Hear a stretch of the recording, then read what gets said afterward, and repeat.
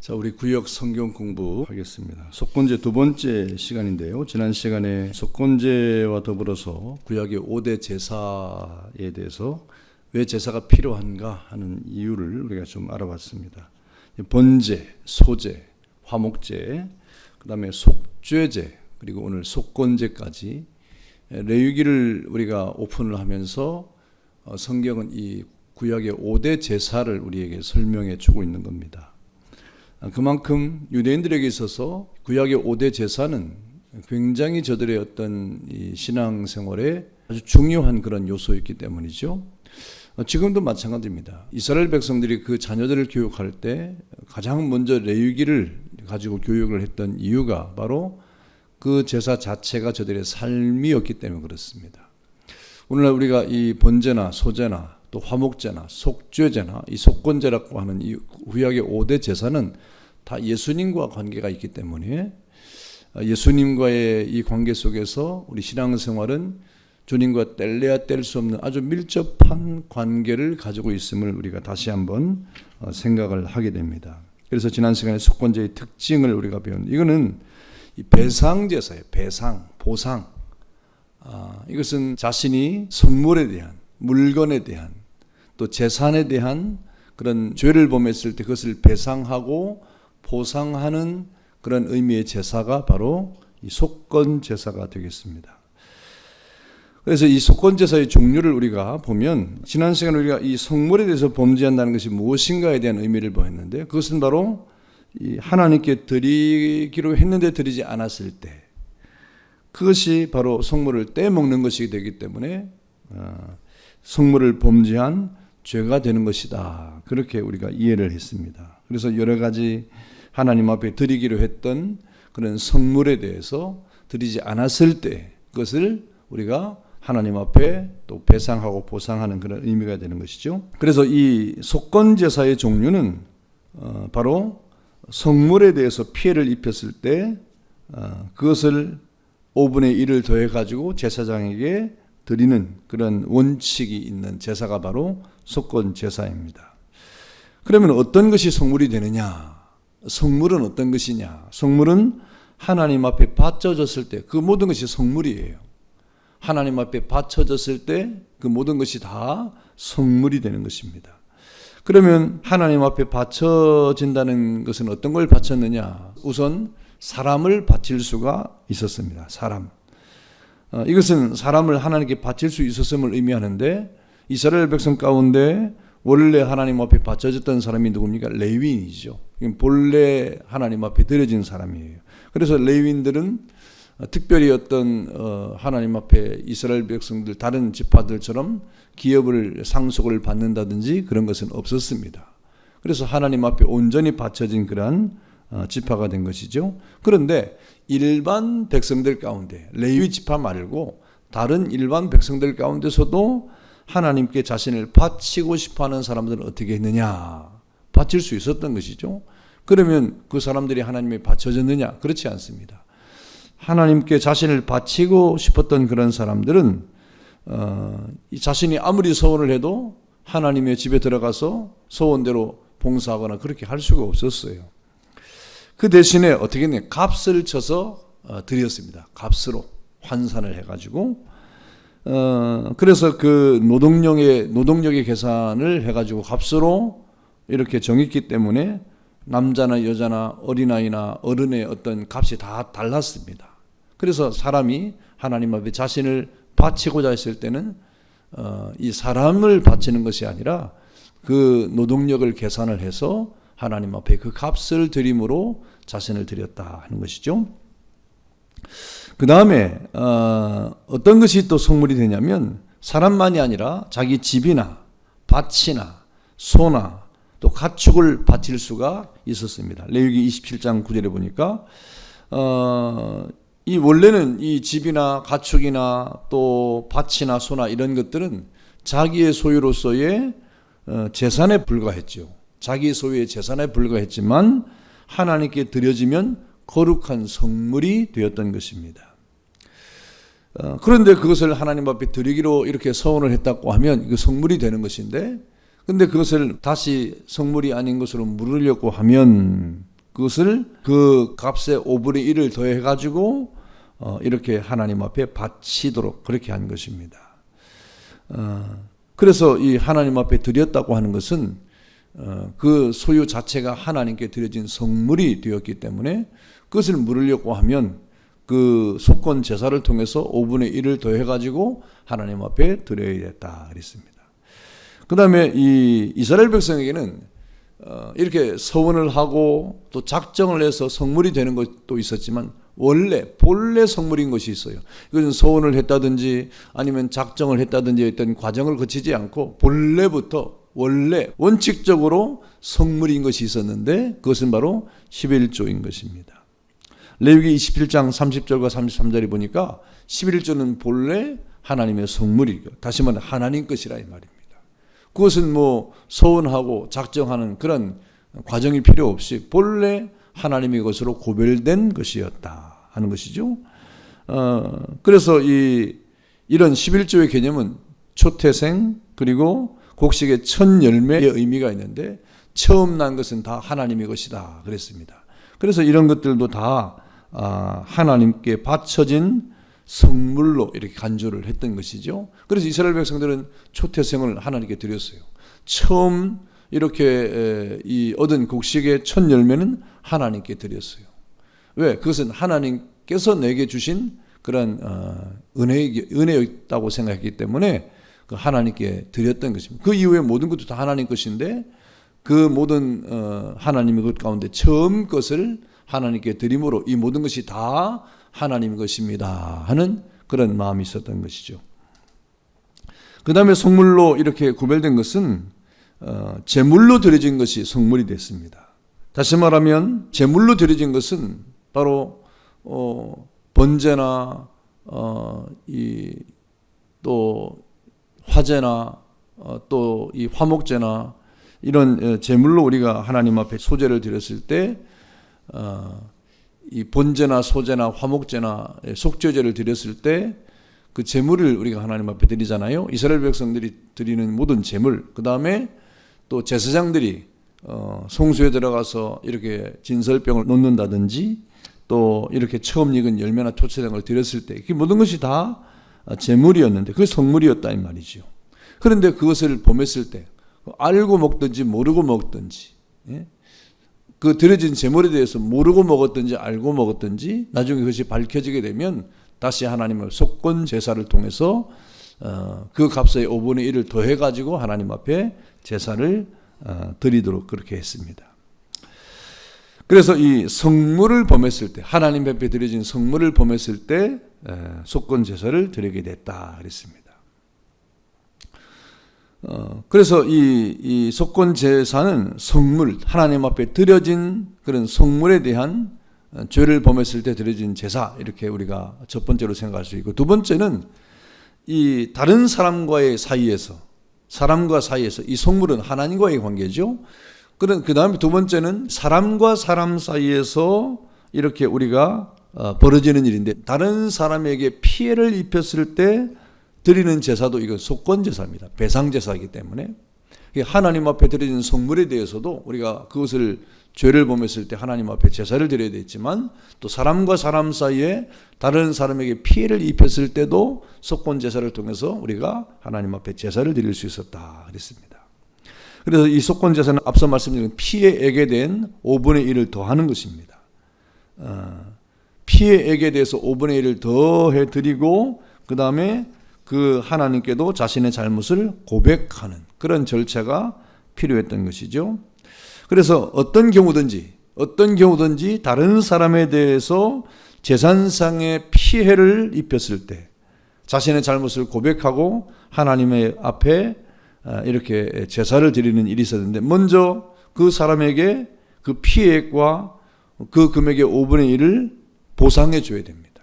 이 첫 번째죠. 다른 사람에 대해서 속건 제사를 드릴 때 피해를 입혔을 때 제사를 드리려고 하면 그 피해액에 대한 5분의 1을 더해가지고 보상을 해주고 그 다음에 하나님 앞에 나와서 자신의 잘못을 고백하는 절차를 밟는 것이 속건 제사예요. 왜 이렇게 다른 사람에서는 피해를 입힐 때 속건 제사를 드렸느냐? 다른 사람에 대해서 피해를 입힌 것도 하나님께 이 죄를 짓는 행위임을 우리 기억하도록 하는 것입니다. 분명히 다른 사람에 대해서, 타인에 대해서 피해를 입혔다는 것은 그 사람과 사람 사이의 관계이지만 그것마저도 하나님 앞에 우리가 죄를 지은 것과 같다 하는 그런 의미가 되는 것이죠. 그래서 이 레위기 6장 2절에 보면 누구든지 여호와께 신실하지 못하여라고 하신 말씀이 있는데, 단순히 우리가 사람에게 죄를 지었을 때 그 죄는 그 사람에 대해서 이렇게 피해를 입힌 것뿐만이 아니라 하나님 앞에 신실하지 못했다 이 말입니다. 하나님께도 그것이 죄가 된다 이 말입니다. 하나님께도. 여러분, 그래서 우리가 이 땅을 살 신앙인들은, 예수 믿는 사람들은 다른 사람에 대해서 어떤 피해를 입혔거나, 이웃서 말하는 피해는 말로 피해를 입혔든지 행동으로 피해를 입혔든지 아니면 재산상의 피해를 입혔든지 뭐 이런 여러 가지의 피해를 입혔을 경우에는 그 사람에 대해서도 잘못한 것이지만 그 사람에 대한 잘못은 하나님께도 신실하지 못한 죄를 지은 것과 같다. 그러니 그 사람에 대해서도 우리가 피해에 대한 보상을 해야 되지만 하나님께 대해서도 자신의 죄를 고백해야 된다는 것입니다. 여러분, 이 삭개오의 경우에 누가복음 19장에 보면 삭개오가 예수님을 만나지 않습니까? 그때 삭개오가 뭐라고 말합니까?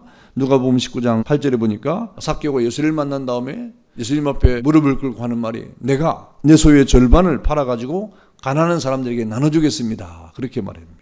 그리고 내가 다른 사람 누구의 것이든지 그 사람을 원래 전에 성경에 토색이라고 말했는데 잘못해가지고 속였다고 하면 이 말이에요. 잘못해서 속여가지고 재산을 내가 손해를 입혔다고 하면, 빼앗았다고 하면 그것에 대해서 내가 네 갑절이나 갚겠습니다. 네 배나 갚겠습니다. 그랬습니다. 삭개오이라는 행동이 바로 그가 구원을 받았다는 반증, 하나님의 말씀에 대한 회개가 있었다는 반증 아니겠습니까? 그래서 삭개오는 이스라엘의 오늘 이 속건 제물에 대한 이 법에 의하면 4분의 1만, 아니 5분의 1만 배상을 하면 되는 거예요. 그것이 바로 율법 아닙니까? 그런데 삭개오는 어떻게 됐습니까? 4배나 갚겠다 이 말입니다. 더하여 갚겠다. 그러니까 회개의 깊이가 큰 거죠. 뉘우침의 그 깊이가 큰 거죠. 이렇게 이 남에게 피해를 입혔을 때 그 입힌 그것에 대한 배상을 할 뿐 아니라 그것은 하나님께도 죄가 된다 이 말입니다. 그래서 회개하고 고백하는 그런 일이 꼭 필요한 것입니다. 그래서 남들의 어떤 재산상의 손해를 입혔을 때 그 배상하는 어떤 물질적인 손해를 입혔을 때 훔친 것에 대한 것이라든지 이 모든 것에 대해서 배상의 정도가 달랐습니다. 소나 양이나 짐승을 훔쳤다가 들켜서 배상하는 경우 2배로 갚았어요. 그 다음에 훔쳐와서 잡아먹어 버렸을 때, 이 훔쳐온 것은 아직 그 물건이 살아있으니까 그것도 주고 그것을 배로 갚았고, 그 다음에 이 훔쳐와서 그것을 아예 먹어버렸다. 그것은 실체가 없어졌잖아요. 그럴 경우에는 소는 5마리로, 양은 4마리로 이렇게 배상을 했습니다. 그 원래 훔친 것이 살아있을 때, 존재했을 때는 1배로 갚고 그것이 없어질 때는 4배로 이렇게 5배로 갚았다. 이렇게 서로 그 내용에 대해서 다른 배상을 했던 것입니다. 그러면 이 배상 제도를 왜 이렇게 하나님이 명령을 했을까? 배상을 왜 했을까? 그 몇 배로 갚고 또 이렇게 하나님 앞에 5분의 1을 더해가지고 제사를 드리는 이런 의미는 도대체 무엇입니까? 이것은 물질적인 손해뿐만 아니라 정신적인 손해에 대해서도, 손실에 대해서도 갚으라 이 말입니다. 배상을 해라 이 말입니다. 물질적 손해와 더불어서 정신적인 손실도 있었을 것 아닙니까? 그런 일에 대해서. 그럼 그것도 역시 깊이 생각을 해서 갚으라 이 말입니다. 그래서 이 피해를 입은 사람에게 충분한 물질적 보상과 더불어서 이 정신적인 보상을 해라, 이런 의미가 되는 것이거든요. 여러분, 이 말은 다시 말하면 손해를 입힌 사람과의 관계 속에서 관계 회복을 말씀하고 있는 거예요. 그러면 우리가 이 율법대로 5분의 1을 배상을 했다. 뭐 소 1마리를 훔쳐왔는데 그것에 1마리를 더 배상을 했다. 그런데 관계 회복이 안 된다. 나는 이렇게 했는데 왜 관계 회복이 안 되느냐. 이렇게 우리가 어떤 이 원칙적인 그러한 배상을 논할 문제가 아니라 우리가 이 배상이라고 하는 것은 관계 회복에 더 큰 의미가 있는 겁니다. 그렇게 해서라도 그 사람과 사람 사이의 관계 회복을 해라 이 말입니다. 그렇게 해서라도 하나님과의 관계 회복을 해라 이 말입니다. 이 배상이라고 하는 것은 그런 정신적이고 물질적인 그런 배상을 통해서 관계 회복에 더 큰 의미를 가지고 있는 것입니다. 그래서 하나님 앞에 제사도 드리고 또 사람에게 배상도 해서 그 사람과의 관계 회복과 더불어서 하나님과의 관계 회복을 해라 라고 말씀을 하고 있는 것입니다. 그래서 예수님께서 뭐라고 말씀하십니까? 예수님께서 하시는 말씀이 배상을 왜 하느냐 하는 일에 대해서 마태복음 5장 23절에 보니까 제단에 예물을 드리다가도 다른 사람과의 관계에서 형제에게 원망 들을 만한 일이 생각이 나거든 먼저 그 사람과 화해를 하고 제사를 드려라 이렇게 말씀하고 있잖아요. 이게 바로 속건 제사에 대한 예수님의 말씀입니다. 우리가 하나님 앞에 이렇게 제사를 드린다고 하는 것은 하나님과의 어떤 관계 회복에 대한 우리의 예배 행위, 제사 행위, 또 기도하고 회개하는 그런 행위를 말하잖아요. 그러면 그렇게 하나님과의 어떤 관계를 우리가 가져갈 때 먼저 생각지 못했는데 그렇게 기도하다가 어떤 형제와의 관계 속에서 우리가 원망 들을 만한 뭔가 이 마음에 부담이 있거든 이 말입니다. 마음에 원망 들을 만한 일이 생각이 나거든 먼저 그 형제와 화해를 하고 그 다음에 화목을 하고 그 다음에 예물을 드려라 그렇게 말씀하고 있는 것입니다. 근데 속건제사에 대한 의미는 이 화목이에요. 사람과 사람 사이 화목, 그 다음에 하나님과의 화목을 말하고 있는 것입니다. 그래서 이 속건제사는 먼저 이 피해를 입은 자들에 대한 화목을 먼저 이렇게 우리가 생각을 하고 그 다음에 하나님 앞에 제사를 드려라 그랬습니다. 여러분 우리가 결론적으로 우리가 생각하면 사실 우리가 하나님께 죄를 지었을 때 입혔던 모든 피해는 누가 다 갚아주셨습니까? 예수님이 다 갚아주었어요. 십자가상에서 예수님이 이미 십자가의 보혈의 피로 다 씻어주었어요. 예수님 자신이 속건 제물이 되었어요. 이사야 53장 10절에 보니까 여호와께서 그로 상함을 받게 하시기를 원하사 질고를 담게 하셨은즉 그 영혼을 속건 제물로 드리기에 이르면 그가 씨를 보게 되며 그날은 길 것이요 또 그의 손으로 여호와의 뜻을 성취하리로다. 예수님이 영원한 속건 제물이 되었다 이 말입니다. 그런 여러 가지 피해에 대한 죄에 대한 그런 보상으로서의 속건 제물이 예수님이 되셨다 하는 것입니다. 그래서 사실상 예수님은 우리의 번제물이고 우리의 소제물이고 우리의 화목제물이요 우리의 속죄제물이 되시고 우리의 속건제물이 되신 분이 바로 예수 그리스도다 이 말입니다. 그래서 예수 그리스도 안에서 우리가 다 모든 죄 사함을 받은 거예요. 사실상 예수님이 그 모든 죄에 대해서 다 씻어준 거예요. 그러면 우리가 예수님이 그 모든 죄에 대한 이 화목제물도 되고 속죄제물도 되고 속건제물도 됐기 때문에 남들에게 피해를 입힌 것에 대해서 우리 전혀 생각하지 않아도 되느냐? 그렇지 않습니다. 사실상 모든 죄는 다 사함을 받았어요. 용서를 받은 거예요. 주님 안에서. 그러나 우리가 주님 안에서 용서를 받았지만은 그럼에도 불구하고 이 땅에 우리가 화목을 해야 될 그런 우리 이유가 있는 죄의 문제가 아니라 화목의 문제입니다. 죄의 문제가 아니라 하나님과의 화목 또 사랑과의 화목은 이미 예수님께서 다 이루신 거예요. 그러나 실제적으로 우리 삶 속에서 화목을 이루기 위해서 그 형제를 향하여 우리가 또 이렇게 찾아가고 그리스도의 사랑을 전하고 또 복음을 전하고 또 우리의 연약을 또 고백을 하면서 화목을 향해 나가는 것이 중대한 것입니다. 그래서 날마다 우리가 예수 그리스도의 이 화목에 대한 거룩한 속건제물 대신 예수님 앞에서 감사하고 기쁜 마음으로 이 땅을 살아가는 것은 당연한데 여러분 거기에 대해서 우리가 사람과 사람 사이에 이런 화목을 우리가 더욱더 바라고 또 소망하면서 그런 삶을 살아가야 되는 것이고 하나님과의 관계도 마찬가지입니다. 자, 내용 연구 보겠습니다. 속건제사의 종류가 아닌 것은 성물을 범했을 때 드리는 제사, 남에게 피해를 입혔을 때 드리는 제사, 하나님의 명령을 어겼을 때 드리는 제사. 어떤 겁니까? 속건제사는 피해에 대한 보상이라고 그랬어요. 보상에 대한 제사이기 때문에 성물을 범했을 때 또 다른 사람과의 관계에서 피해를 줬을 때 드린 제사가 맞습니다. 하나님의 명령을 어겼을 때 드린 제사는 다른 의미가 되겠죠. 그래서 3번이 되겠습니다. 그 다음에 다음 중 거룩한 성물이 아닌 것은 그랬어요. 1번 하나님께 바쳐진 사람, 2번 집이나 밭이나 소나 가축, 또 3번 11조 짐승의 초태생 곡식의 첫 열매 하나님께 제물로 드려진 것 그랬습니다.